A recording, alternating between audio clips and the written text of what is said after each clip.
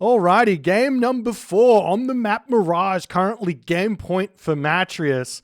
I mean, I'm excited to see what he's going to come up with in this one, especially, well, both of these players. I think Mirage is one of my favorite maps in this set because it allows for some incredibly creative play. We've seen Kronos doing dock shifts. We've seen Set doing shifting sands to try and attack the water. We've seen very, very aggressive Loki play on this map. We've seen a whole bunch of very exciting stuff. So I'm excited to see what these guys are going to come up with. But moving in onto this one now, we do see the players starting up here as the game gets underway. We've got in the bottom of the map, we do have Loki here for Matreiuss in the blue color. His opponent today in the red color playing as Odin. His name is Nullus. And this is exactly what I thought would happen on this map when I saw this map. I thought this map is a Norse map. That's what I thought initially, but it's like obviously initial gut feelings on these maps can be very off a lot of the time. I thought this map would be a Norse map because Norse can grab this fish really, really quickly, get a solid advance time. There's enough hunt on this map to have a really, really good time as well. We do see... What happened here?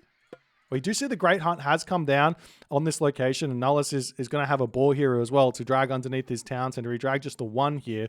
Unfortunately, the other one ran away. But you only really need the one boar and 1 or 2 cows as well, as we see the docks coming down here. So let me talk about the actual plan here for Norse.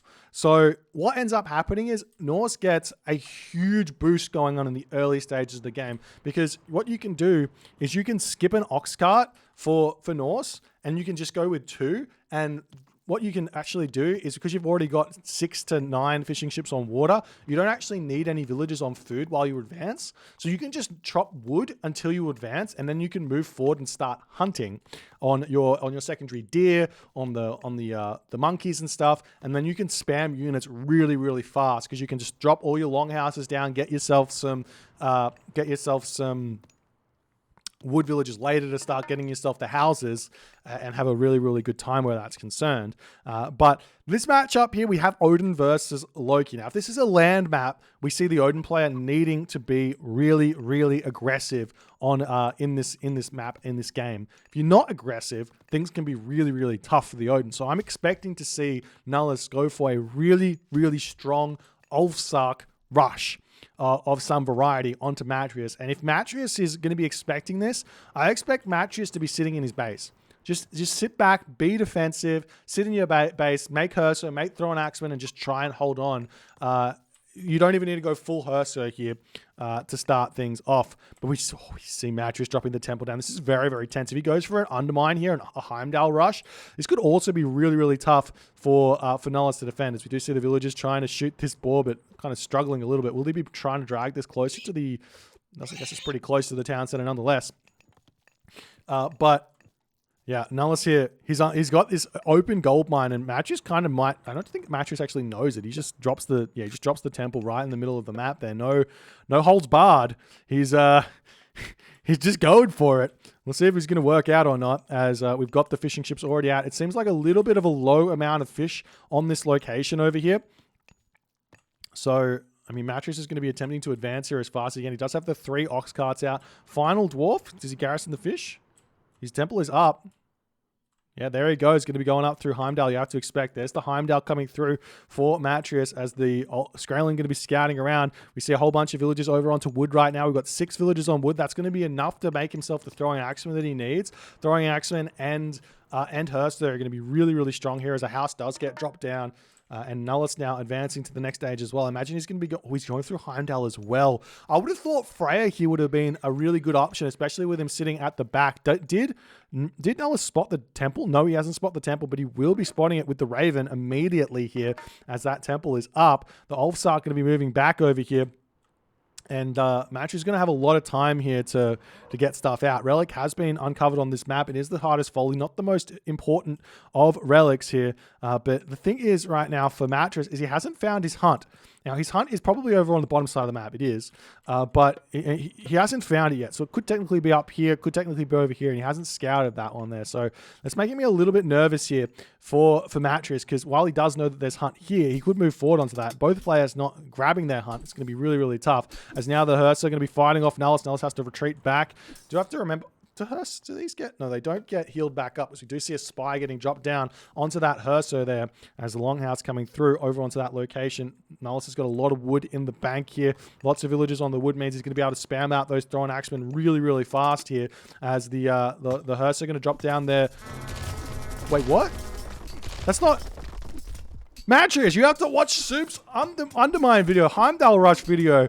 The main usage of Undermine is to block these longhouses from going up.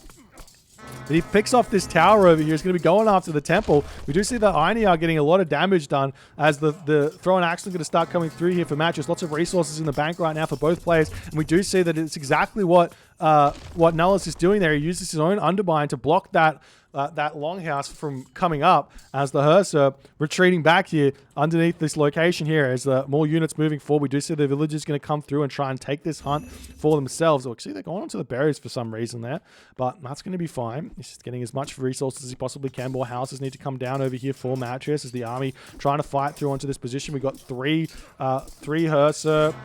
4 Hearse versus 3 Hearse or 2 Hearse as the throw and axe going to get some good damage done. That Einhjar looking very, very close to falling as those Hearse throw and axe try and deal with this. More throw and axe coming through here for Matreiuss. I think a third military building wouldn't go astray here for both players, given all of the fish that is in here.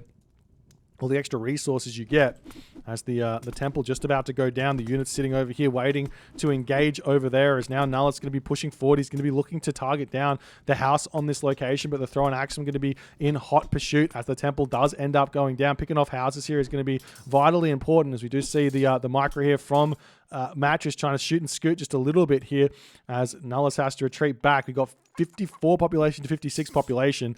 Still very, very close, very, very tense. That Einhjar being out here is big, but Matreiuss can start building his own Einhjar now. If you can take a look at his main base, he's got himself 5 villages or 9 villages on gold here with all the gold gatherers there, the gatherers. Just the gatherers?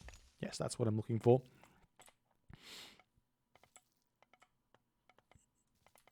Now Matreiuss pulling back over here.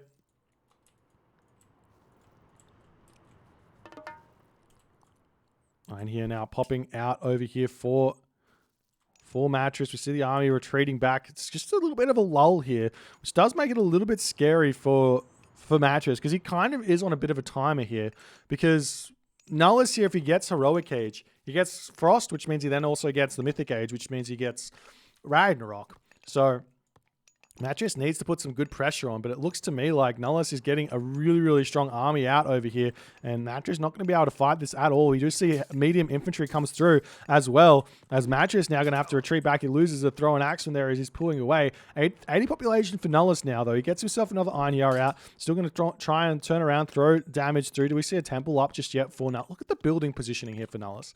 This is a beautiful base. Every building is in a defensive position. Very difficult to attack here, as the army retreating away from these throwing axemen. Throwing axemen move at 4.0 speed, so they shouldn't really be able to catch up to the enemy throwing axemen here, but they are managing to get a couple of attacks done. As we see Matreiuss trying to find an attack elsewhere. Now we do see Raiding Cavalry coming out. I like this tech switch from Matreiuss. Raiding Cavalry do have a slight bonus against throwing axemen as they do retreat away. But yeah, a slight bonus versus throwing axemen, so they are going to be able to deal with that nicely. As we do see the units pushing through over here, going to be able to snipe down another Hearse. So Nullus is controlling his throwing axemen beautifully here in this game, as the Raiding Cavalry retreating away here. And we see the Longhouse starting to get cleaned up. We've got the Raiding Cavalry coming through here to start sniping down those throwing axemen on the back. Finally, looks like a couple of units going to... Good.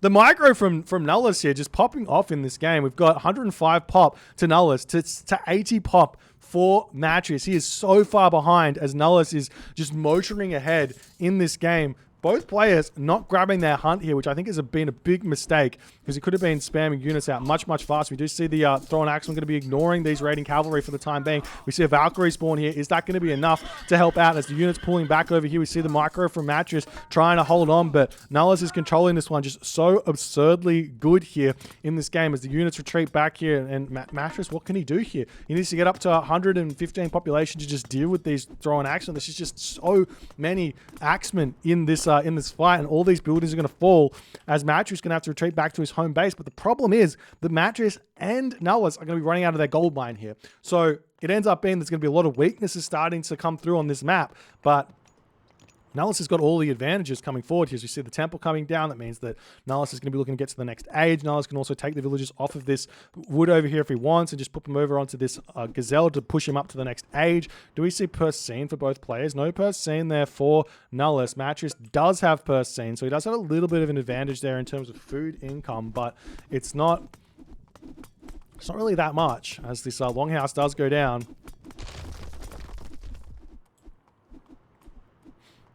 As the Odin's ox cart moving forward over here, we will be seeing the raiding cavalry coming through to try and take out the enemy, throwing axemen on this position here. But even with the bonus damage, the fact that these raiding cavalry have only got 20% hack armor means that the thrown axemen actually deal a decent amount of damage to them. And it's kind of like running like 5-6 raiding cavalry into like 15 Toxotes. It just doesn't work. You just don't win on those fights. You need much more. You will be able to win the fights, but you need much more raiding cavalry. As we do see the dwarves pushing over onto this gold mine, we've got villagers on the middle here grabbing this hunt as more military buildings getting thrown down for Matreiuss. He's desperately trying to figure out a way back into this game. As the raiding cavalry getting sniped down, units swinging around, and now Nullus has been able to click up to the heroic age through Skadi. He's in a really, really strong position here as the Raven going to be scouting out over here, trying to figure out where the gold villagers are. He does spot the villagers on this hunt in the middle of the map. We've got the villagers on the hunt over here. Armory up. No armory upgrades coming through just yet for Nullus. I wouldn't mind seeing like copper mail come through while he's advancing here. Not a bad idea in the slide. That's his pickaxe coming through for Nullus as well as he's moving up onto this other gold mine over here, leaving everyone in the same position as the unit's going to push through 93 of 95 population for Matreiuss. He's going to try and take this fight now. He's got himself the medium upgrades as well. His unit's throwing down longhouses over here, and Matreiuss here trying to get his houses down as best as he can, but he's consistently getting pushed back here, ladies and gentlemen. It's absolutely crazy what Nullus is being able to manage to do in this game to dictate the pace. As now the thrown action coming through, and I think Frost onto this location, hitting those 5 villages is going to be enough here for Nullus to just use it. Normally you want to hold Frost, but for flaming weapons, but you just don't need to here. And we do indeed see the Frost coming in. He clicks over here, and Matreiuss will tap out there, realizing that he's going to lose all these units. There's going to be a Ragnarok coming for him as well in the end here, and there's just no way for him to find a way back in this game after being behind by that much. Matreiuss is just not able to control his units that well. I think the Heimdall rush is not the play here for the Loki player in this matchup. I think you got to go Hall of Thames, you got to go for Hersa, you got to run around the map, cause problems, and try and get to the heroic age and deal with that, play defensively instead of offensively in the classical age and win in the heroic age. But yeah, Matreiuss tries the undermine, tries the Heimdall rush, didn't actually use his undermine on the longhouse, which is what you normally want to be doing, and he just couldn't find an advantage in this game at all in the early game. Beautiful play by Nullus. He's managed to equalize. We've got a game number 5 here. I love game number 5s as we get to move on to that final map, and we'll see what's going to happen there. If you guys are enjoying this one, please consider hitting the follow on the Twitch. If you're on the YouTubes, hit that subscribe button, and I'll see you guys in the next game.